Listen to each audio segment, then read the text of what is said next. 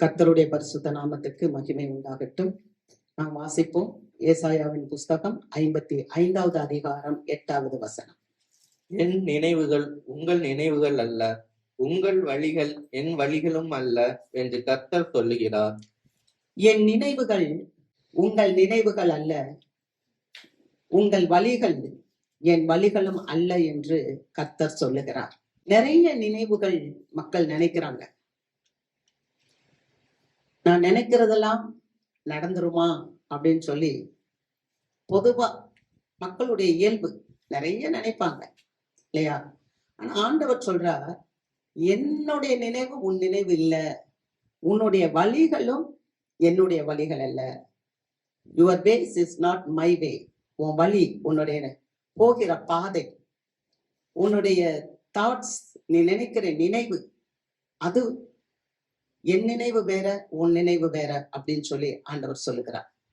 அதனாலதான் ஒரு கவிஞன் இப்படியா எழுதினான், நினைப்பதெல்லாம் நடந்து விட்டால் தெய்வம் ஏதும் இல்லை, நடந்ததையே நினைத்திருந்தா நிம்மதி என்றும் இல்லை. ஆகவே நம்ம நினைக்கிறதெல்லாம் நடக்கல அப்படின்னு நீங்க நினைக்க வேண்டாம். ஏதோ ஒண்ணு நடந்துருச்சு அப்படின்னு சொல்லி நம்மளுடைய வாழ்க்கையில அதை குறிச்சு கஷ்டப்பட வேண்டாம். ஏன்னா தேவன் அதை மாற்ற வல்லவராய் இருக்கிறார். ஆமென். ஒருவேளை நீங்க நினைக்கலாம், நான் நினைக்கிற காரியங்கள்லாம் நடக்காம இருக்கிறதே அப்படின்னு சொல்லி. ஆனா நீதிமொழிகள்ல ஞானி சொல்லுகிறார் 14வது அதிகாரம் 12வது வசனத்துல, மனுஷனுக்கு செம்மையாய் தோன்றுகிற வழி உண்டு, ஆனால் அதன் முடிவோ மரண வழிகள் அப்படின்னு சொல்லப்பட்டிருக்கு. அப்ப நம்ம எதேதோ நினைக்கிறோம், அது நடக்கலையே அப்படின்னு சொன்னா கர்த்தருக்கு நீங்க என்ன பண்ணணும்னா ஸ்தோத்திரம் செலுத்தணும். ஏன்னா வேதம் அப்படிதான் சொல்லுகிறது, அவருடைய தீர்மானத்தின்படி அழைக்கப்பட்டவர்களால் தேவனிடத்தில் அன்பு கூறுகிறவர்களுக்கு சகலமும் நன்மைக்கு ஏதுவாய் நடக்குது. அல்லேலூயா. அப்ப ஆண்டவர் நமக்கு நன்மை செய்கிறவர் என்று நம்ம நம்பணும். ஆமென். ஏன்னா அவருடைய வழி எப்படி இருக்கிறதா, ரோமர் புஸ்தகத்துல 11வது அதிகாரம் 33வது வசனத்துல வாசிக்கும் போது, ஓ தேவனுடைய ஐஸ்வர்யம், அவருடைய அறிவு, அவருடைய ஞானம் எவ்வளவு ஆழமாய் இருக்கிறது, அவருடைய நியாய தீர்ப்புகள் அளவிடப்படாதவைகள், அவருடைய வழிகள் ஆராயப்படாதவைகள். அல்லேலூயா. அவருடைய வழி எப்படிப்பட்ட வழியா, ஆராயப்பட முடியாத வழியா. அல்லேலூயா. அவருடைய நியாய தீர்ப்பு எப்படி இருக்குமா, அது அளவிடப்படவே முடியாதான். கர்த்தருக்கு மகிமை. இந்த வசனத்தை நேற்று படிக்கும் போது உண்மையாகவே ஆவியானவர் என்னோடு கூட இடைப்பட்டார். ஆக கர்த்தருடைய வழி அப்படின்னு சொல்லும் போது அது நமக்கு தெரியாது, அவருடைய வழி நமக்கு தெரியாது. His path beyond tracking out அப்படின்னு போட்டிருக்கு. அவரை ட்ரேஸ் பண்ண முடியாது, அந்த வழியை நம்மளால ட்ரேசிங் பண்ணவே முடியாது. அவர் நம்மளை நடத்துற வழி, தேவ பிள்ளைகளை விசுவாசிகளை நடத்துற வழி, அது உன்னதமான வழியில அவர் நடத்துவார். அல்லேலூயா. பாருங்க, ஒரு வேதம் சொல்லுகிறது, நான் உனக்கு போதித்து நீ நடக்க வேண்டிய வழியை உனக்கு காட்டுவேன். அப்ப ஒவ்வொரு தேவ பிள்ளைகளும் விசுவாச பிள்ளைகளை ஆண்டவர் வழி நடத்துவார், போதித்து நடத்துவார். இப்ப ஒரு ஆசிரியர் இருக்கிறார், ஒரு திறமை வாய்ந்த ஒரு ஆசிரியர், ஒரு ப்ரொஃபசர் இருக்கிறாங்கன்னா அவங்க ஸ்டூடெண்ட்டுக்கு அவங்க என்ன பண்ணுவாங்க, அவங்க பாடத்தை போதிப்பாங்க. அப்படி அவங்க போதிக்கும் போது கடைசி பெஞ்சில இருக்கிற பிள்ளை கூட முதல் மாணவனாக வரும். ஆமே. ஏன் அப்படின்னா அந்த போதனையை அவங்க கேட்கிறாங்க. அது மாதிரி நம்முடைய ஆண்டவர் நமக்கு போதிக்கிறவர். அல்லேலூயா. நான் உனக்கு போதித்து நீ நடக்க வேண்டிய வழியை உனக்கு காட்டுவேன். அப்ப ஆண்டவர் நம்மளை நடத்துவார். எத்தனை பேர் ஆமேன்னு சொல்றோம்? அல்லேலூயா. கர்த்தர் நம்மளை நடத்துவார். பாருங்க, எல்லாத்துக்கும் ஒரு நோக்கம் உண்டு. ஏன்னா இங்க வந்திருக்க நீங்க எல்லாருமே ஆண்டவருக்கு உரியவர்கள் என்று ஆண்டவர் சொல்லுகிறார். ரோமருக்கு எழுதின நிருபம் 11வது அதிகாரம் 36வது வசனத்தை வாசிக்கும் போது, சகலமும் அவராலும் அவர் மூலமாகவும் அவருக்கென்றும் இருக்கிறது. சகலமும் அவராலும் அவர் மூலமாகவும் அவருக்கென்றும் இருக்கிறது. அப்படின்னா from him, through him, for him. அவருக்கு தான். ஃப்ரம் ஹிம், அவரால தான் நீங்க உண்டாக்கப்பட்டீங்க, அவர் மூலமா தான் நம்ம இன்னைக்கு வாழ்ந்து கொண்டு இருக்கோம், அவருக்காக தான் நீங்க படைக்கப்பட்டீர்கள். நானும் அவருக்காகத்தான் படைக்கப்பட்டிருக்கிறேன். அல்லேலூயா. ஆகவேதான் அந்த யோவான் சொல்லுகிறார், ஆதியிலே வார்த்தை இருந்தது, அந்த வார்த்தை தேவனிடத்தில் இருந்தது, அந்த வார்த்தை தேவனாய் இருந்தது, அவர் ஆதியிலே தேவனோடு இருந்தார், உண்டாக்கப்பட்டவை எல்லாம் அவராலே அல்லாமல் வேறொருவராலும் உண்டாக்கப்படவில்லை. அப்ப உண்டாக்கப்பட்ட எல்லாமே தெய்வத்தினால் உண்டாக்கப்பட்டதுனால எல்லாம் அவரால உண்டாச்சு, அவர் மூலமாக உண்டாச்சு, அவருக்காகவே உண்டாக்கப்பட்டிருக்கிறது. ஆக நம்ம வழிகளை குறிச்சு, நம்மளுடைய பிரயாசங்களை குறிச்சு, நம்மளுடைய தீர்மானங்கள் திட்டங்களை குறிச்சு, ஐயோ இதெல்லாம் என் வாழ்க்கையில நடக்கலையே அப்படின்னு சொல்லி ஒரு விசுவாசி பயப்பட வேண்டாம், கதற வேண்டாம், அவங்க ஒரு சோர்வுக்குள்ள போக வேண்டிய அவசியம் இல்லை. ஏன்னா கர்த்தர் நம்மளை வழி நடத்துவார். ஆமென். உன் வகை கர்த்தருக்கு ஒப்புவித்து அவர் மேல் நம்பிக்கையா இரு, அவர் காரியத்தை வாய்க்க பண்ணுவார். அதனால நம்ம ஐயோ நான் இதை செய்யணும் அதை செய்யணும்னு சொல்லி நீங்க வேதனைப்படுறதை காட்டலாம். Just you live it everything. எல்லாத்தையும் நீங்க கர்த்தருடைய கையில ஒப்பு கொடுக்கும் போது தேவன் உங்கள் வழியை வாய்க்க பண்ணுவார். ஆமென். யாருக்கு ஆண்டவர் வழியை போதிக்கிறார்? முதல் காரியம் நம்பர் 1 வாசிக்கலாம். சங்கீதங்களின் புஸ்தகம் 25வது அதிகாரம் 9வது வசனம். சாந்த குணம் உள்ளவர்களை நியாயத்திலே நடத்தி சாந்த குணம் உள்ளவர்களுக்கு தமது வழியை போதிக்கிறார். சாந்த குணம் உள்ளவர்களை நியாயத்துல நடத்தி சாந்த குணம் உள்ளவர்களுக்கு தம் வழியை போதிக்கிறார். நம்பர் 1 என்ன அப்படின்னா, சாந்த குணம் உள்ளவர்களுக்கு தமது வழியை போதிக்கிறார். நீங்க பாத்தீங்கன்னு சொன்னா, இந்த பூமியிலேயே ஒரு சாந்தமுள்ள மனிதன் யார் அப்படின்னு சொன்னா, ஆண்டவர் சொல்றாரு, மோசேயை சொல்கிறார். மோசே பூமியில் உள்ள சகல மனிதரிலும் சாந்த குணம் உள்ளவனாய் இருந்தார். ஒருவேளை இந்த மோசையை குறிச்சு இப்படி ஆண்டவர் சொல்லும் போது நீங்களும் நானும்னா என்ன சொல்லுவோம் அப்படின்னு சொன்னா, மோசையே சாந்த குணம் உள்ளவர்னு சொல்லவே மாட்டோம். எகிப்தியனை கொலை செய்தவர் அல்லவா இந்த மோசே. அவர் எப்படி சாந்த குணமா இருக்க முடியும்? அப்படித்தான் நம்ம தீர்ப்பு சொல்லுவோம். ஆனா ஆண்டவர் சொல்றாரு, இந்த பூமியில சகல ஜனங்களிலும் மோசே என்பவன் சாந்த குணம் உள்ளவன். வாசிக்கலாம். என்னாகமம் புஸ்தகம் 12வது அதிகாரம் 3வது வசனம். மோசேயானவன் பூமியில் உள்ள சகல மனிதரிலும் மிகுந்த சாந்த குணமுள்ளவனாய் இருந்தான். ஹல்லேலூயா. பாத்தீங்களா, மோசே என்பவன் பூமியில் உள்ள சகல மனிதர்களிலும் சாந்த குணம் உள்ளவனாய் இருந்தார். அப்ப நம்ம தீர்ப்பு செய்வோம், இவர் கொலைகாரர், இவர் கொலை செஞ்சார் ஆனா அப்படின்னு. ஒருவேளை நம்முடைய நீதிகள் கர்த்தருக்கு முன்பாக எப்படி காணப்படுகிறது அப்படின்னு சொன்னா, குப்பையும் கந்தமுமா இருக்கிறது. ஒரு எகிப்தியனை கொலை செய்தவர் மோசே, ஆனா ஆண்டவர் சொல்லுறார் அவன் சாந்த குணம் உள்ளவன் அப்படின்னு சொல்லுகிறார். அப்ப சாந்த குணம் உள்ளவர்களுக்கு தேவன் வழியை போதிக்கிறார். நீ எப்படி போகணும் அப்படின்ற வழியை அவர் சொல்லி தருகிறார். இந்த மோசைய அவங்களுடைய சகோதரர்கள் என்ன பண்ணாங்கன்னா, ஒரு எகிப்திய ஸ்திரீயை கல்யாணம் பண்ணிட்டாரு இந்த மோசே. மோசே ஒரு எகிப்திய பொண்ணை கல்யாணம் பண்ணதுனால அந்த மோசைக்கு விரோதமாக சகோதரர்கள் பேசுறாங்க. அவங்களுடைய அண்ணன், அவருடைய தங்கச்சி எல்லாரும் மோசைக்கு விரோதமா பேசுறாங்க. அங்க 2வது வசனத்துல வாசிக்கிறோம், அதை கர்த்தர் கேட்டார். பாருங்க, ஒரு தேவ மனுஷனுக்கு விரோதமாய், ஒரு சாந்த குணமுள்ள பிள்ளைகளுக்கு விரோதமாய், உங்களுக்கு விரோதமாய் யாராவது பேசினா கூட நீங்க அதை காணாவிட்டாலும், நீங்கள் அதை கேட்காவிட்டாலும் கர்த்தர் அதை காண்கிறார், கர்த்தர் அதை கேட்கிறார். அல்லேலூயா. ஆகவேதான் அவர் உங்களுக்கு வழியை போதிக்கிறவர். அங்க வாசிக்கிறோம். அப்ப கர்த்தர் அதை கேட்டார் அப்படின்னு பாக்குறோம்.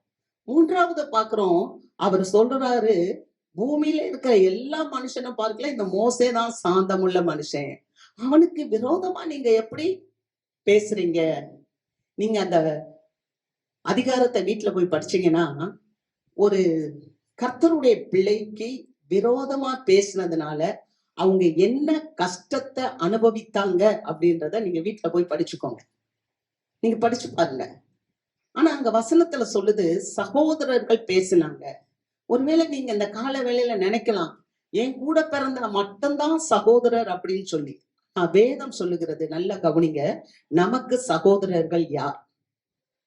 ஒரு விசுவாச பிள்ளைக்கு சகோதரர்கள் யார்?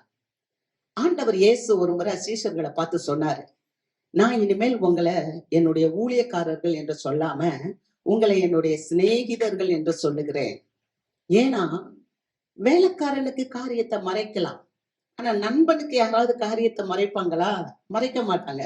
அதனால யோவான் 15வது அதிகாரத்துல ஏசாமி சீஷர்களை பார்த்து சொல்றார், நான் இனிமேல் உங்களை சிநேகிதர்கள் என்று அழைக்கிறேன்னு சொன்னார். நீங்க பாத்தீங்கன்னா பழைய ஏற்பாட்டுல ஆபிரகாம மட்டும்தான் ஆண்டவர் சிநேகிதன் என்று சொல்லுவார். வேற யாரையுமே பழைய ஏற்பாட்டுல சிநேகிதன் சொல்லல. நீங்க பாத்தீங்கன்னு சொன்னா இந்த மோசே பெரிய ஊழியத்தை செய்தார், ஆனா இந்த மோசையை கூட சகோதரன் அப்படின்னு சொல்லல ஆண்டவர். ஆண்டவர் சொல்றாரு, என் ஊழியக்காரனாகிய தாசன், என் தாசனாகிய மோசே. தாசன்னா ஊழியக்காரன், தாசனாகிய மோசே, இப்படிதான் சொன்னாரே ஒழிய சிநேகிதன் என்று யாரையுமே சொல்லல. ஆனா சீஷர்களை பார்த்து, நாமெல்லாம் சீஷர்கள் ஆண்டவருக்கு, அல்லேலூயா, நம்ம பார்த்து ஆண்டவர் என்ன சொல்றாருன்னா சிநேகிதர்கள் என்று சொல்லுகிறார். ஆனா சிநேகிதர்கள் என்று சொன்னது மாத்திரமல்ல, ஆண்டவராகிய இயேசு கிறிஸ்து மரித்து உயிர்த்தெழுந்த பிறகு மரியாளுக்கு தன்னை வெளிப்படுத்துறார். அப்படி வெளிப்படுத்தும் போது மரியாள்கிட்ட சொல்றாரு, நான் உயிரோடு எழுந்து விட்டேன் என்பதை என் சகோதரர்களுக்கு போய் சொல்லு. அல்லேலூயா. அப்பனா இயேசு சாமிக்கு நாமெல்லாம் சகோதரர்கள். அல்லேலூயா. அப்ப இயேசுவானவர் நமக்கு மூத்த சகோதரனா இருக்கிறார். அதை எங்க பார்க்கலாம்னு சொன்னா, நீங்க ரோமர் எழுதுற நிருபம் 8வது அதிகாரம் 29வது வசனம் 30வது வசனம் வீட்டுல போய் படிச்சு பாருங்க. அவர் நம்மள சகோதரர்கள் என்று வைக்கிறார். அல்லேலூயா. இயேசு கிறிஸ்து நமக்கு மூத்த சகோதரன். அப்ப ஒரு சகோதரனுக்கு விரோதமாய் நாம என்ன பண்ணக்கூடாது? வார்த்தைகளை பேசக்கூடாது. நாம வார்த்தைகளை பேசினோம் என்றால் கர்த்தர் அதை கவனித்து கேட்பார். அப்ப சகோதரர்கள் என்று சொல்லும் போது சபைக்குள்ள வர்ற எல்லா விசுவாசிகளும் ஒருத்தருக்கு ஒருத்தர் சகோதரர்களாக சகோதரிகளாக இருக்கிறோம். அல்லேலூயா. ஆகவேதான் ஆண்டவர் சொல்லுகிறார், சார்ந்த குணம் உள்ளவர்களுக்கு தேவன் தமது வழியை போதிப்பார். என்ன போதிச்சார் தெரியுமா? இவங்க பேசுறதெல்லாம் மோசே கேட்கவே இல்லை. என்னென்னமோ பின்னால பேசுறாங்க, ஆனா மோசே கேட்கல. ஆனா மோசேக்கு ஆண்டவர் என்ன செய்தார்? சங்கீதம் 103வது அதிகாரம் 7வது வசனத்தை வாசிப்போம். சங்கீதம் 103:7. அவர் தமது வழிகளை மோசேக்கும் தமது கிரியைகளை இஸ்ரவேல் புத்திரருக்கும் தெரிய பண்ணினார். அவர் தமது வழியை மோசேக்கு தெரியப்படுத்தினார். பாத்தீங்களா? திரண்ட தண்ணீர் சமுத்திரம் முன்னால நிக்குது. ஜனங்க எங்க போகும்னு தெரியாம இருக்கிறாங்க. ஆனா மோசேயை ஆண்டவர் பலப்படுத்தி சொல்றாரு, இந்த தண்ணீருக்குள்ளதான் வழி இருக்கிறது. அந்த வழியை மக்கள் காணாமல் போனார்கள், ஆனால் தேவன் மோசேக்கு வெளிப்படுத்தினார். அல்லேலூயா. இஸ்ரவேல் ஜனங்கள் அவருடைய கிரியைகளை கண்டார்கள் என்று பார்க்கிறோம். ஆக ஒரு சாந்த குணம் உள்ளவர்களாக நம்ம இருக்கும்போது ஆண்டவர் நமக்கு வழிகளை தெரியப்படுத்துவார். ஆமென். நமக்கு வழிகளை தெரியப்படுத்துவது மாத்திரமல்ல, சாந்த குணம் உள்ளவர்கள் பூமியை நிரப்புவார்கள் என்று சொல்லப்பட்டிருக்கிறது. ஆமென். அல்லேலூயா. கர்த்தருக்கு மகிமை. ஆக கர்த்தர் முதலாவது யாருக்கு தெரியப்படுத்துறார் அப்படின்னா, சாந்த குணம் உள்ளவங்களுக்கு வழியை தெரியப்படுத்துகிறார். இரண்டாவது ஒரு காரியம் என்ன அப்படின்னா, சங்கீதம் 25:12. கர்த்தருக்கு பயப்படுகிற மனுஷன் எவனோ அவனுக்கு தாம் தெரிந்து கொள்ளும் வழியை போதிப்பார். ஆமென். கர்த்தருக்கு பயப்படுகிற மனுஷனுக்கு தெரிந்து கொள்ளும் வழியை போதிக்கிறார். முதல்ல சொன்னேன், சாந்த குணம் உள்ளவருக்கு அவர் வழியை போதிக்கிறார். இரண்டாவது, கர்த்தருக்கு பயப்படுறவர்களுக்கு அவர் தெரிந்து கொள்ளுகிற வழியை போதிக்கிறார். அப்ப கர்த்தருக்கு பயப்படுறதுன்னா என்ன? ஞானி சொல்லுகிறார் நீதிமொழிகள்ல 8:13, தீமையை வெறுப்பதே கர்த்தருக்கு பயப்படுகிற பயம். ஆமென். அல்லேலூயா. தீமையை வெறுப்பதே கர்த்தருக்கு பயப்படுகிற பயம். ஒருவேளை நம்ம தீமையை வெறுக்கிறோம்னா எப்படி வெறுக்கிறோம்? யோசித்து பாருங்க. இப்போ ஒரு பேங்க் இருக்கு, அந்த பேங்க்ல கொள்ளையடிக்கிறாங்க. அவங்க கொள்ளையடிச்சா அவங்க பிடிபடுவாங்க, அப்படி தானே? இப்ப பேங்க்ல கொள்ளையடிச்சா பிடிபடணும், பிடிபடிச்சா அவங்க எங்க போகணும்? போலீஸ் கஸ்டடியில போகணும். இது தெரிஞ்சே கொள்ளையடிக்கிறவங்க இருக்காங்க இல்லையா? ஆமா. அப்ப ஒரு சிலர் அந்த பேங்க்ல போய் கொள்ளையடிக்காம இருப்போம். அது ஏன் அப்படின்னா, நம்ம கொள்ளையடிச்சா போய் மாட்டிக்குவோம், அதனால கொள்ளையடிக்க கூடாதுன்னு நினைச்சா அதுவல்ல கர்த்தருக்கு பயப்படுற பயம். நான் இந்த தப்ப செஞ்சா எனக்கு தண்டனை கிடைக்கும், அதனால நான் செய்ய மாட்டேன்றது அல்ல. நான் கர்த்தரிடத்தில் அன்பு கூறுவதனால் நான் தீமையான காரியத்தை செய்யவே மாட்டேன். அல்லேலூயா. புரியுதா? நான் தீமையான காரியத்தை செய்யவே மாட்டேன். பாருங்க, யோசேப்பு அந்த போத்திபார் அம்மா வீட்டுல இருக்கும்போது அந்த போத்திபார் வந்து அந்த அம்மா வந்து என்ன பண்றாங்க, என்னோட வந்து தப்பு பண்ணேன்னு யோசேப்பை பிடிச்சு இழுக்கிறாங்க. அந்த யோசேப்புக்கு சந்தர்ப்பங்கள் நிறைய கிடைக்குது. ஆனா யோசேப்பு என்ன சொல்றாரு, இவ்வளவு பெரிய பாவத்தை நான் செய்வது எப்படி?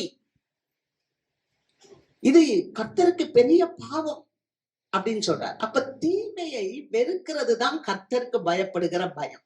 ஆமென். நமக்கு சந்தர்ப்பங்கள் கிடைக்கும் போது அந்த சந்தர்ப்பத்தை தவறாக பயன்படுத்தாமல் இருக்கணும். நீங்க தாவீதை பார்த்தீங்கன்னு சொன்னா, தாவீது அவர் சவுல் வந்து தாவீதை துரத்துக்கிட்டே இருக்கிறார். ஆனா சவுலை கொல்லக்கூடிய ஒரு சூழ்நிலை வரும்போது சவுளுடைய தொங்கலை மட்டும்தான் அவன் அறுக்கிறான்.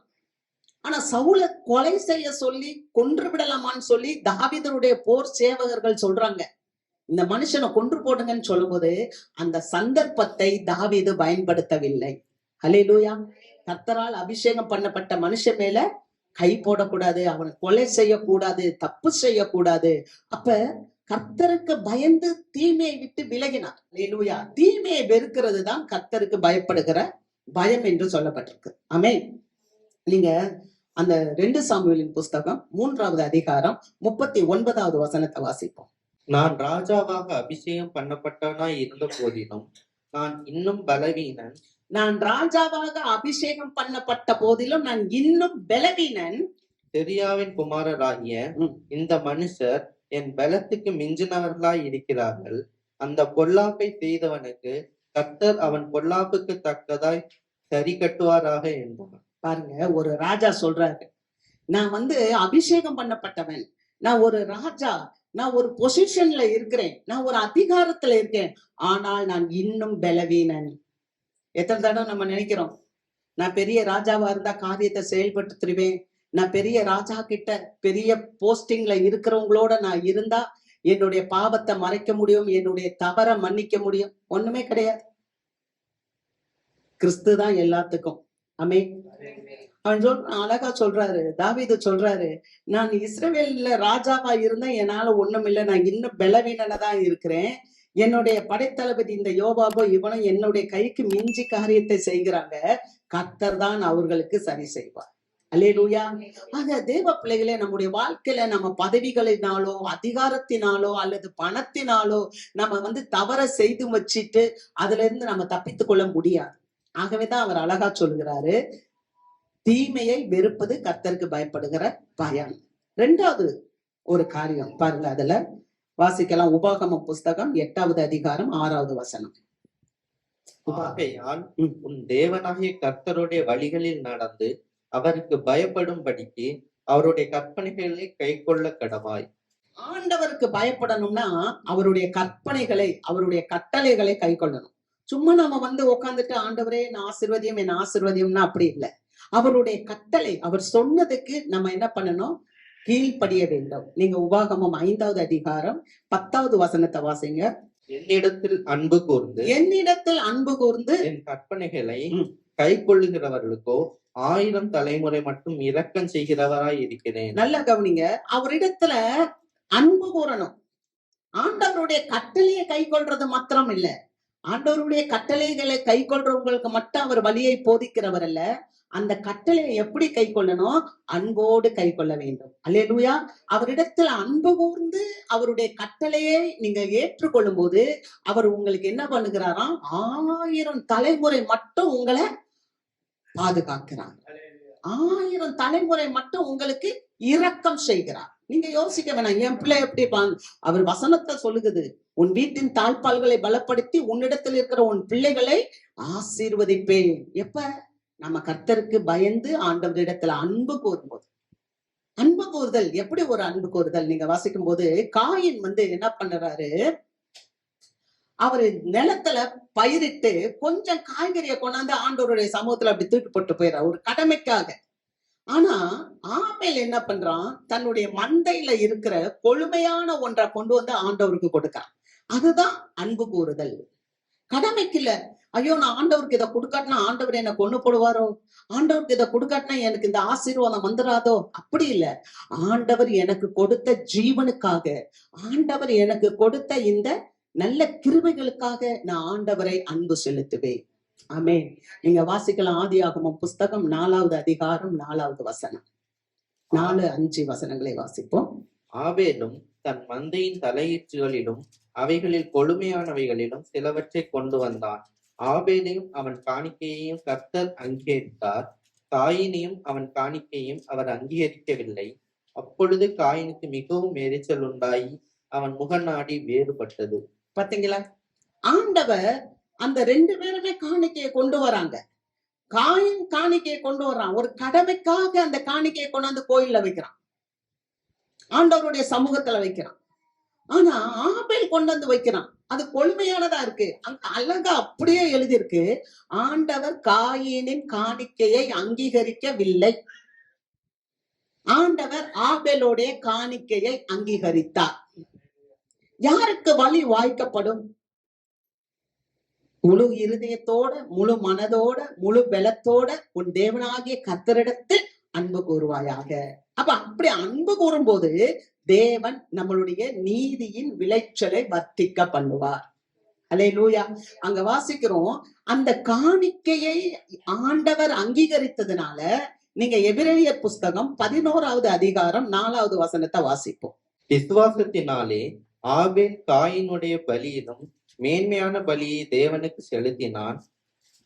அதனாலே அவன் நீதிமான் என்று சாட்சி பெற்றான். அவனுடைய காணிக்கைகளை குறித்து தேவனே சாட்சி கொடுத்தார். அவன் மரித்தும் இன்னும் பேசுகிறான். ஹல்லேலூயா. அவன் மரித்தும் இன்னும் பேசப்படுகிறான். ஆமென். காணிக்கை குறித்து தேவன் சாட்சி கொடுத்தார். ஏன்னா அவன் மேன்மையான பலியை தேவனுக்கு செலுத்தினான். கர்த்தருக்கு பயப்படுகிற ஒரு பயம் ஒரு தேவ பிள்ளைக்குள்ள வந்துருச்சுன்னா தேவன் அந்த பிள்ளையை ஆசீர்வதிக்கவே ஆசீர்வதித்து பெருகவே பெருக செய்வார். அல்லேலூயா. அதுதான் வழிகாட்டுகிறது. வழிகாட்டுதல்.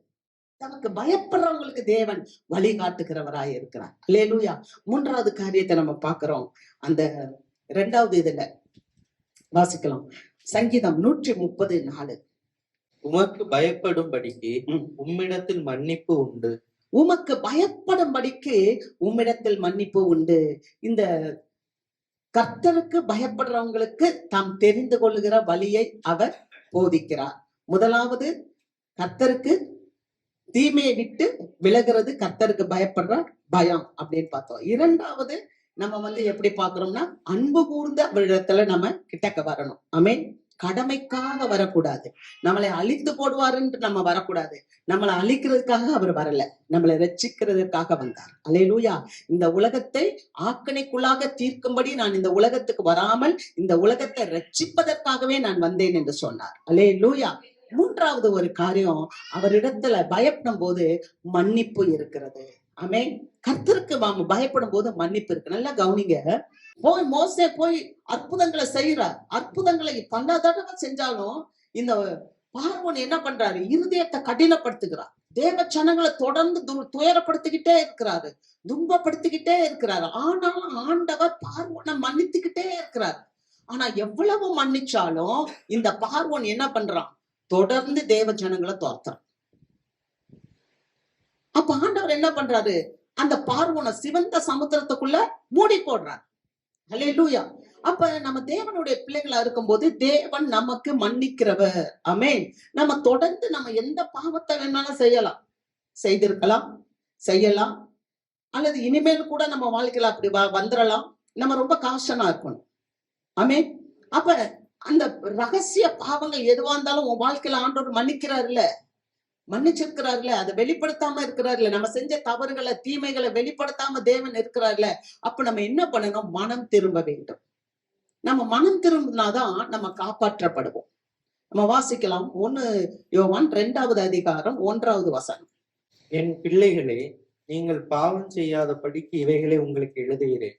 ஒருவன் பாவம் செய்வானானால் நீதிபரராய் இருக்கிற இயேசு கிறிஸ்து நமக்காக பிதாவின் இடத்தில் பரிந்து பேசுகிறவராய் இருக்கிறார். அல்லேலூயா. அப்ப ஆண்டவர் என்ன சொல்ற தெரியுமா? நீ பாவம் செய்யக்கூடாதுப்பா.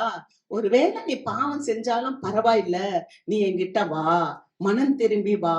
ஒருவன் பாவம் செய்வானானா பிதாவின் இடத்துல ஆண்டவர் நமக்காக பரிந்து பேசுகிறார். அல்லேலூயா. அப்ப நம்ம மனம் திரும்பி ஆண்டவர்கிட்ட வந்துடணும். அப்ப ஆண்டவர்கிட்ட வரும்போது ஆண்டவர் நம்முடைய பாவத்தை மன்னிக்கிறவர். ஆண்டவர் எதுக்கு இந்த உலகத்துக்கு வந்தார்? பாவிகளை ரட்சிக்கதான் வந்தார். அல்லேலூயா. ஆண்டவர் எதுக்கு இந்த உலகத்துக்கு வந்தார்? காணாம போனதை தேடுறதுக்கு தான் வந்தார். அப்ப இந்த பாவம் பாருங்க, தொடர்ந்து பாவம் செஞ்சுக்கிட்டே இருந்தான். மக்களை துன்பப்படுத்திக்கிட்டே இருந்தான். இஸ்ரவேல் மக்களை துன்பப்படுத்த ஆண்டவர் மன்னித்து கொண்டே இருந்தார். அதுபோல நாமளும் சில ரகசிய பாவத்துல இருப்போம் என்றால், அந்தரங்கமா பல காரியங்களை நம்ம செய்வோம் சொன்னா ஆண்டவர் இன்றைக்கு நமக்கு எச்சரிக்கிறார். நம்ம மனம் திரும்பி ஆண்டவர்கிட்ட வரும்போது நம்முடைய பாவத்தை மன்னித்து நமக்கு வாழ்வு கொடுக்க அவர் போதுமானவராய் இருக்கிறார். அல்லேலூயா. அது என்ன பாவம்னு எனக்கு தெரியாது, ஆண்டவர் நம்ம கிட்ட பேசுறார். ஆமென். பாருங்க, அதே சமயத்துல ஒரு முறை பேதுரு என்ன பண்ணாரு?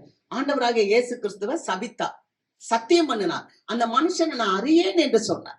ஆனால் இயேசுவனுடைய இரக்க பார்வை அவர்கிட்ட வரும்போது அவர் மனம் திரும்பி இயேசுவின் இடத்துல வந்து ஐயோ என்று மனம் கசந்தார். அவர் அப்படி மனம் கசந்த போது ஆண்டவர் என்ன பண்ணாரு? இந்த கல்லின் மேல் என் சபையை கட்டுவேன், பாதாளத்தின் வாசல்கள் அதை மேற்கொள்வதில்லை அப்படின்னு சொல்லி அந்த பேதுருவை அங்கீகரித்தார். அது மாதிரிதான் சபை பிள்ளைகளாகிய நீங்களும் நானும் தேவனுடையவர்கள். நம்ம எல்லாரும் அவருக்காக படைக்கப்பட்டவர்கள். அல்லேலூயா. நம்மளை அவர் ஏற்றுக்கொள்வார், அவர் நம்மளை அங்கீகரிப்பார், அவர் நம்மளை ஆசீர்வதித்து அவருடைய ராஜ்யத்துக்கு நம்மளை பிரயோஜனமா வைப்பார். நம்ம நினைக்கிறோம் எனக்கு திறமைகள் இல்லை, எனக்கு தாளந்துகள் இல்லைன்னு சொல்லி. அப்படி இல்லை. ஆண்டவர் ஒரு கோலை கொண்டு பெரிய காரியத்தை செய்யறாருன்னா, ஒரு கூழாங்கல்ல கொண்டு ஒரு பெரிய காரியத்தை செய்யறாருன்னா, ஒரு மீனு கிட்ட வந்து ஒரு அற்புதத்தை செய்யறாருன்னா உங்களுக்கு செய்ய மாட்டாரா? அல்லேலூயா. கர்த்தருக்கு ஸ்தோத்திரம். பாருங்க, எவ்வளவு மறுதலிச்சு சபிச்சு ஆண்டவரை வந்து ஒண்ணுமே நான் அவரை அறியேன் என்ற சத்தியம் பண்ணின அந்த மனுஷன் அவர் மீண்டும் எப்படி மாறினார் அப்படின்னு சொன்னா, அப்போஸ்தலர் புஸ்தகம் 2வது அதிகாரம் 36வது வசனம். ஆகையினால் நீங்கள் சிலுவையில் அறைந்த இந்த இயேசுவையே தேவன் ஆண்டவர் கிறிஸ்துவுமாக்கினார் என்று இஸ்ரவேல் குடும்பத்தார் யாவரும் நிச்சயமாய் அறிய கடவர்கள் என்றான். அல்லேலூயா. பாத்தீங்களா? இயேசுவுக்கு விரோதமா பேசினார் அந்த ஒரு பெண், வேலைக்கார பெண்ணிட்ட. நான் ஆண்டவரை எனக்கு தெரியாது, மறுதளிச்சான், சபித்தான், சத்தியம் பண்ணினான். ஆனா கடைசியா பரிசுத்த ஆவியானவர் வந்து ஊற்றப்பட்ட போது தொடப்பட்டு அவன் அத்தனை மக்களுக்கு முன்னால, யூதே தேசத்துல அத்தனை மக்களுக்கு முன்னால போய் நின்னு சொல்றாரு, இந்த மனுஷனை நீங்கள் கொலை செய்தீர்கள், கர்த்தராகிய தேவன் அவரை உயிரோடு கூட எழுப்பினார், அதற்கு நாங்கள் சாட்சிகள் என்று பேசினார். அல்லேலூயா. பாயிண்ட் அவுட் படிக்கிறார், நீதான் கொலை செஞ்ச, ஆனா தேவன் அவரை எழுப்பினாரியா? ஏன்னா அவர் தேவகுமாரன். ஆனா அதுக்கு நாங்க சாட்சிகளா இருக்கிறோம். எப்படி பயந்து போய் மற்ற மனிதர்களுக்கு பயந்து வீட்டுக்குள்ள பூட்டி கிடந்தவங்களுக்கு ஒரு தைரியம் வந்துச்சு. எப்படி தெரியுமா? மன்னிக்கிற தேவன், நம்முடைய பாவத்தை தேவன் மன்னிக்கிற தேவன். அல்லேலூயா. அப்ப ஆண்டவர்கிட்ட நம்ம வந்து நம்ம பாவத்தை அறிக்கை செய்யும் போது தேவன் நம்முடைய பாவத்தை மன்னிக்கிறார், நம்மளை ஏற்றுக்கொள்கிறார், நம்மளை தைரியப்படுத்துகிறார். நம்ம அவருக்காக வாழ தலை நிமிர்ந்து நிற்க தேவன் கிருபை செய்கிறார். அல்லேலூயா. எனக்கு தெரியும், நம்ம சபையெல்லாம் தேவன் இருக்கிறார், உங்க கூட எல்லாம் தேவன் இருக்கிறார், உங்களெல்லாம் தேவன் தலை நிமிர பண்ணி இருக்கிறார். ஆமென். அல்லேலூயா. நான் விசுவாசிக்கிறேன், கர்த்தர் பெரியவர். மூன்றாவது ஒரு காரியம், முதல் காரியம், சாந்த குணமுள்ளவர்களுக்கு தேவன் தமது வழியை போதிக்கிறார். இரண்டாவது, தமக்கு பயப்படுகிறவர்களுக்கு தாம் தெரிந்து கொள்கிற வழியை அவர் போதிக்கிறார். மூன்றாவது, குருடரை அவர்கள் அறியாத பாதையில நடத்துகிறார். வாசிக்கலாம் ஏசாயாவின் புஸ்தகம் 42வது அதிகாரம் 16வது வசனம். குருடரை அவர்கள் அறியாத வழியிலே நடத்தி அவர்களுக்கு தெரியாத பாதைகளில் அவர்களை அழைத்து கொண்டு வந்து அவர்களுக்கு முன்பாக இருளை வெளிச்சமும் கோணலை செவ்வையும் ஆக்குவேன். இந்த காரியங்களை நான் அவர்களுக்கு செய்து அவர்களை கைவிடாதிருப்பேன். அல்லேலூயா. இந்த கோணலை செவ்வையாக்குவேன். குருடர்களை எப்படி நடத்துறாராம்? அவர்கள் அறியாத பாதையில நடத்தி இருளை வெளிச்சமாக்கி கோணலை செவ்வையாக்குகிறவர். அல்லேலூயா. கர்த்தருக்கு ஸ்தோத்திரம். ஒரு மிஸ்ஸை ஆபிரகாம் என்ன பண்ணிட்டாரு? ஆகார வீட்டை விட்டு அனுப்பிட்டார். அவருடைய மனைவியினுடைய சொல்ல கேட்டு அனுப்பிட்டார்.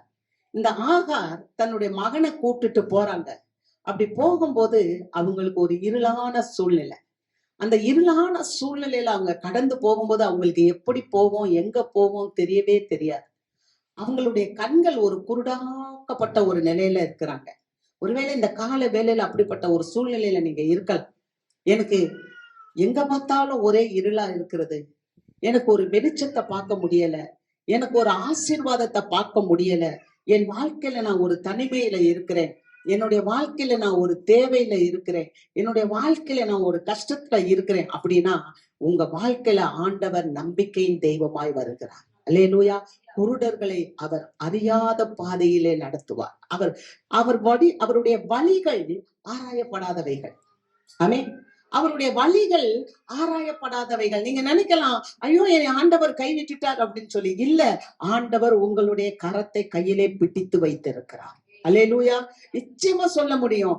ஒவ்வொரு பிள்ளைகளுடைய வலக்கரத்தை தேவன் பிடித்து அவர் சொல்லுகிறார், நீ பயப்படாதே, நான் உனக்கு துணை நிற்கிறேன் என்று சொல்லுகிறார். அப்ப ஆண்டவராகிய அந்த தேவன் ஒளியாய் இருக்கிறார். அந்த ஒளியாகிய தேவன் உங்கள் அருகாமையிலே நின்று கொண்டு இருக்கிறார். அவர்தான் சொன்னார், நான் உன் வலதுபுறத்திலே உனக்கு நிழலாய் இருக்கிறேன். அப்போ உன் வலது பக்கத்துல உனக்கு ஒரு ஒளியாக அவர் உங்களுக்கு வழிகாட்டுகிறவராக இருக்கிறார். ஒருவேளை ஆவிக்குரிய வாழ்க்கையில குருடராய் இருந்தாலும் தேவன் உங்களை வழி நடத்துகிறவராய் இருக்கிறார். அல்லேலூயா. கர்த்தருக்கு ஸ்தோத்திரம். வாசிக்கலாம். ஆதியாகமம் புஸ்தகம் 21வது அதிகாரம் 16 வசனம். வேகமா வாசிங்க. பிள்ளை சாகிறதை நான் பார்க்க மாட்டேன் என்று எதிராக அம்பு பாயும் தூரத்திலே போய் உட்கார்ந்து சத்தமிட்டு அழுதாள். தேவன் பிள்ளையின் சத்தத்தை கேட்டார்.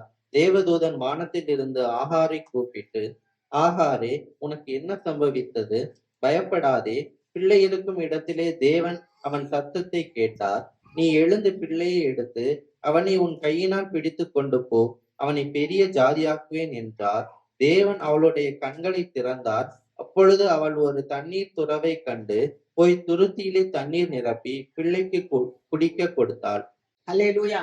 தேவன் ஆகாருடைய கண்களை திறந்தார். ஆமென். அந்த இடத்துலதான் தண்ணி இருக்கு. ஆனா இவ குருடா இருக்கிறார்.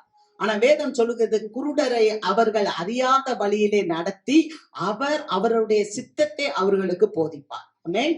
அங்க பாக்குறோம், பிள்ளையினுடைய சத்தத்தை தேவன் கேட்டார். ஆகாரே, நீ என்ன அழுகிற? அவள் கண்களை திறக்கும் போது அங்கே ஒரு துறவு இருக்கிறது. அங்கே அந்த நீரை பார்க்கிறார். அல்லேலூயா.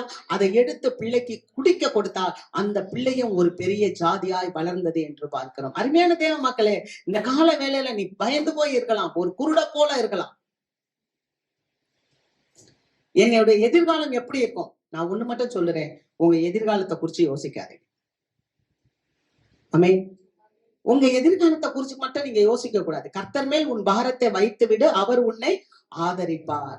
அவர் புதிய ஏற்பாட்டுல சீஷர்களுக்கு கற்றுக் கொடுத்த ஜெபம், அந்தந்த நாளுக்குரிய பாடு அந்தந்த நாளுக்கு போதும். என்னுடைய எதிர்காலம் எப்படி இருக்கும்ன்றது தெரியாது.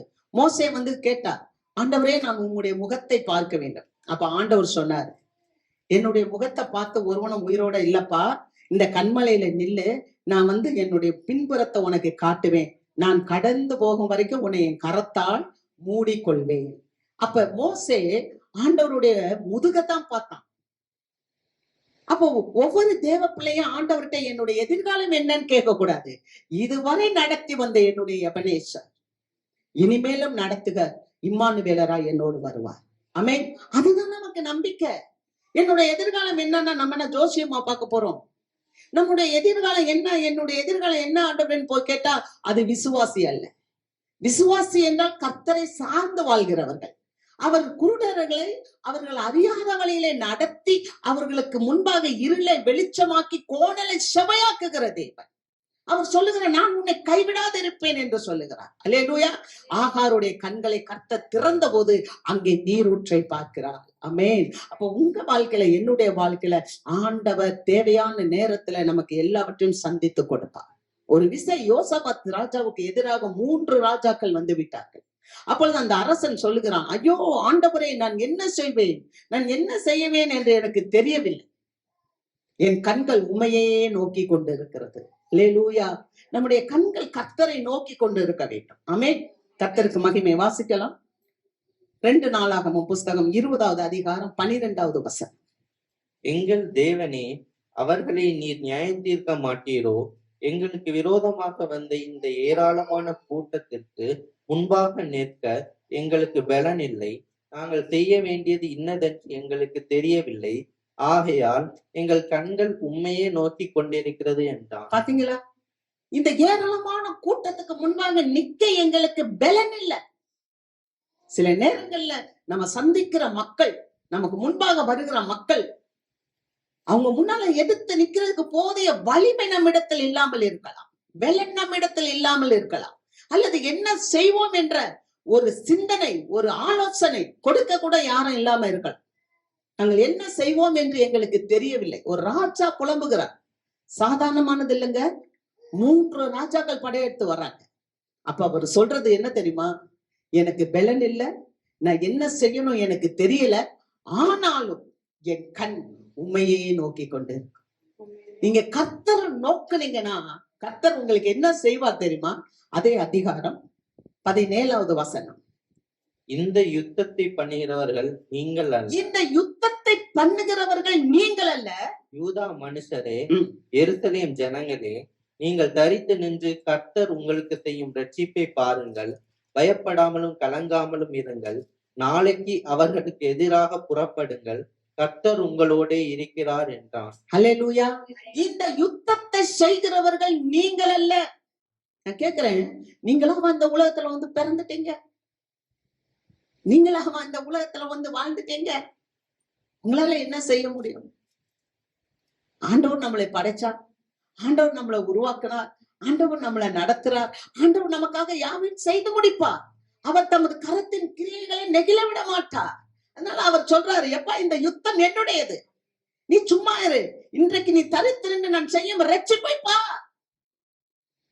அல்லேலூயா.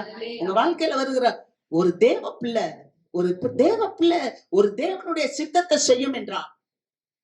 ஒரு தேவ பிள்ளை, ஒரு தேவனுடைய விசுவாசி, தேவனுடைய சத்தத்துக்கு செவி கொடுத்து தேவனுடைய வார்த்தைக்கு கீழ்ப்படிந்து தேவனுடைய திட்டத்தை சித்தத்தை செய்யும் போது அந்த பிள்ளைக்கு ரட்சிப்பு கர்த்தரால் வரும்.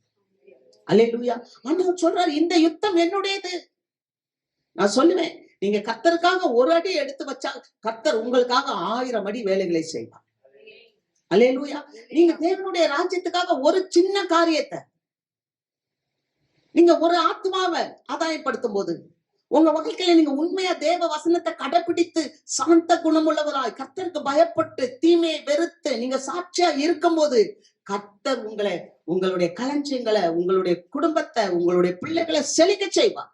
ஏன்னா நீங்க எல்லாரும் பரலோக ராஜாவுக்கு சொந்தக்காரவங்க. அல்லேலூயா. பாக்குறோம், இந்த யுத்தம் என்னுடையது, நீங்க புறப்பட்டு போங்க, கர்த்தர் உங்களோடு கூட இருக்கிறார். அல்லேலூயா. நீங்க பாருங்க, ரட்சிப்பை பாருங்க, நான் உங்களுக்கு ரட்சிப்பை கொடுப்பேன். யாருங்க வந்தா அந்த இடத்துல? யார் வந்தா? ஒரு ராஜாக்கு எதிராக 3 பேர் வராங்க. ஆனா கண்கள் அவரையே நோக்கி கொண்டிருந்ததுனால கர்த்தர் அவர்களுக்காக யுத்தம் செய்தார். அவர்கள் பெராக்காவிலே கூடி 4 நாள் கொள்ளை பொருளை பங்கிட்டார்கள் என்று பார்க்கிறோம். ஆமென். ஒருத்தனுக்கு விரோதமா அடிக்க பண்ணி எல்லாத்தையும் வாஷ் அவுட் பண்ணிட்டார். அதுதான்தான் ஆண்டவர் சொல்றார், உனக்கு விரோதமாய் உருவாக்கப்படுகிற எந்த ஆயுதங்களும் வாய்க்காதே போகும். ஏன்னா குருடர்களை அவர் அறியாத வழியிலே நடத்தி இருளை வெளிச்சமாக்கி கோணலை செவ்வையாக்கி அவர் பிள்ளைகளை கைவிடாமல் இருக்கிறார். அல்லேலூயா. தன்னுடைய சித்தத்தையே செய்ய வேண்டும் சொல்லிட்டு ஒருத்தன் போனான், பவுல். அங்க இருக்கிற ஜனங்களெல்லாம் அடிச்சு அவங்களெல்லாம் நொறுக்கி ஒரு வேட்ட நாய போல அவன் சபையை பாழாக்கி கொண்டிருந்தான். சபையை பாழாக்கணும் பவுல். அப்ப தமஸ்கு பட்டணத்துக்கு போகும்போது ஒரு உயர்ந்த குதிரையில போகும்போது ஆண்டவர் தொட்டா, கண்ணு தெரியாம போயிடுச்சு. இப்ப கேக்குறான், ஆண்டவரே நீ யார்? இப்ப கேக்குறான், ஆண்டவரே நான் என்ன செய்ய சித்தமாக இருக்கு? அல்லேலூயா. நீங்க போற பாதைய கர்த்தர் சரி செய்கிறார். ஆமென். அவர் பெரிய காரியங்களை செய்கிறார். அதுக்கப்புறம் நான் என்ன செய்ய சித்தமா இருக்கிறேன்னு சொல்லி கேட்டவன் தான் அவன் சொல்றான், எங்களுக்கோ கிறிஸ்துவின் சிந்தை உண்டாய் இருக்கிறது. அல்லேலூயா. அல்லேலூயா. எந்த மனுஷர்களை போய் அடிச்சு அவங்கள இழுத்துட்டு வந்து ஜெயில போட்டு அநேகரை கொலை செய்து ஸ்தேவானுடைய கொலைக்கெல்லாம் காரணமாய் இருந்த இந்த பவுல் தானே கடைசியாக பேசும்போது அவர் சொல்லுகிறார், 1 கொரிந்தியர் 2:16 எங்களுக்கோ கிறிஸ்துவின் சிந்தை உண்டாயிருக்கிறது. அல்லேலூயா, அல்லேலூயா. அவர் அழகான ஒரு வார்த்தை. ஆண்டவருக்கு ஆலோசனை சொல்ல யாரால் முடியும்? நம்ம ஆலோசனை சொல்ல முடியுமா? தேவனுடைய ஊழியர்கள்ட்ட கேட்கறீங்க, கேட்கும்போது நீங்க இப்படி சொல்லுங்க, இப்படி சொல்லுங்க. நம்ம ஆண்டவர் என்ன சொல்றாரோ அதான் சொல்ல முடியும். அந்த வசனத்தை வாசிங்க, ரொம்ப நேர்த்தியா இருந்துச்சு. 1 கொரிந்தியர் 2:16. கர்த்தருக்கு போதிக்கத்தக்கதாக அவருடைய சிந்தையை அறிந்தவன் யார்? அல்லேலூயா. கர்த்தருக்கு போதிக்கத்தக்கதாக அவருடைய சிந்தையை அறிந்தவன் யார்? நான் சொல்லுறேன், இந்த ஜெனரேஷன் இப்ப வர்ற இந்த உலகம் இதெல்லாம் விட்டுருங்க. நீங்க கர்த்தருடைய பிள்ளையாவே இருங்க. இந்த வசனத்துக்கு மட்டும் கீழ்ப்படிங்க. இவ்வளோ பெரிய தேவன், வானம் சிங்காசனம் பூமி பாதப்படின்னு சொல்லி வானத்துல உட்கார்ந்து பூமியில கால வச்சிருக்கிற ஒரு பெரிய தேவன், சர்வ லோகத்தையும் தம்முடைய வார்த்தையினால் வசனத்தினாலே ஆளுகை செய்து கொண்டிருக்கிற இந்த தேவனுக்கு நாம ஆலோசனைக்காரரா இருக்க முடியுமா? ஆண்டவரே நீ இதை செய், இதை செய்யாதன்னு ரூல் போட முடியுமா? அவரே உங்களுக்கு ஜீவனை கொடுத்து உயிரோட நீ பிழைச்சுக்கொண்டு மேல போயிருக்கிறார். இப்ப நாம தான் அவருக்கு என்ன பண்ணணும்? ஊழியம் செய்யணும். அவருடைய வேலையை நாம செய்யணும். இப்ப அவரு திரும்ப வரப்போறார். எப்படி வருவாரு? நியாயாதிபதியாய் வருவார் இல்ல? அப்ப அவருக்கு போய் நம்ம ஆலோசனை சொல்லலாமா? கர்த்தருக்கு ஆலோசனை அடுத்த இதை வாசிப்பா. எங்களுக்கோ கிறிஸ்துவின் சிந்தை உண்டாயிருக்கிறது. எங்களுக்கோ கிறிஸ்துவின் சிந்தை உண்டாயி. எப்ப தெரியுமா? கண்ணு தெரியாம போச்சு. கைலாக கொடுக்கிறவன் தூக்குனான். தர்ஷு பட்டணத்துக்குள்ள போய் உக்காந்துட்டான். இப்பதான் 3 நாளா சாப்பிடாம புசியாம குடியாம இருக்கும்போது தேவன் அவனுடைய வழியை செவைப்படுத்தினான். அல்லேலூயா. இப்பதான் சொல்றாரு, நான் போய் ஜனங்களெல்லாம் பதவியை வச்சுட்டு, பணத்தை வச்சுட்டு, அதிகாரத்தை வச்சுட்டு அடித்தேனே, கிறிஸ்தவர்களை துன்பப்படுத்தினேனே. ஆனா இப்ப அவர் சொல்றாரு, ஆண்டவருக்கு ஆலோசனைக்காரனா இருக்கிறவர் யாரு? எனக்கு கிறிஸ்துவின் சிந்தை உண்டாயிருக்கிறது. அருமையான தேவ மக்களே, நம்முடைய வழிகளை தேவன் நன்கு அறிவார். ஆமென். ஆண்டவர் நம்ம கிட்ட பேசுறார். உன் நினைவுகள் என் நினைவுகள் அல்ல, உன் வழிகள் என் வழிகளும் அல்ல என்று கர்த்தர் சொல்லுகிறார். சில நேரங்கள்ல உங்க நினைவுகள் நடக்கலையா, உங்க தாட்ஸ் எல்லாம், நீங்க நினைக்கிற எண்ணங்கள்லாம் வாய்க்கலையா, சந்தோஷமா தோத்திரம் பண்ணுங்க. ஏன்னா அதை காட்டிலும் உயர்ந்த ஆசீர்வாதத்தை உங்களுக்கு வைத்திருக்கிறார். அல்லேலூயா. நீங்க போற பாதை உங்களுக்கு சரியில்லையா, பரவாயில்ல, நீங்க சந்தோஷமா ஸ்தோத்திரம் பண்ணுங்க. நம்ம வாசிக்கிறோம் இல்லையா, சாந்த குணம் உள்ளவர்களுக்கு தேவன் வழியை தெரியப்படுத்துகிறார். கர்த்தருக்கு பயப்படுறவங்களுக்கு அவர் வழியை போதிக்கிறார். நீங்க இந்த வசனங்கள் எல்லாம் கேட்டு அதன்படி நீங்க ஆண்டவருக்கு ஒப்பு கொடுங்க. இதை விட பெட்டர் வேவ உங்களுக்கு ஆண்டவர் திறப்பார். அல்லேலூயா. ஏதாவது ஒரு வழியை நீங்க யோசிக்கலாம், ஏதாவது ஒரு வழி உங்களுக்கு அடைபட்டு இருக்கிறது போல தெரியலாம். ஆனால் அதை காட்டிலும் மேன்மையான வழியை தேவன் உங்களுக்கு வைத்திருக்கிறார். ஏன்னா குருடரை அறியாத வழியில நடத்தி அவர் இருளை வெளிச்சமாக்குகிறவர், கோணலை செவ்வையாக்குகிறவர். நான் உங்களை கைவிடாது இருப்பேன் என்று அவர் உறுதி சொல்லுகிறார். ஆமென். ஆகவே நாமும் நம்முடைய வழியை கர்த்தருக்கு ஒப்புவித்து அவர் மேல் நம்பிக்கையா இருப்போம். அவர் காரியத்தை வாய்க்க பண்ணுவார். அல்லேலூயா. கர்த்தர் பெரிய காரியத்தை செய்வார். இந்த 3 காரியத்தை நம்ம கேட்டோம், அதன்படி கர்த்தர் நம்மளை நடத்துவார். ஆமென். நாம் எழுந்திருப்போம்.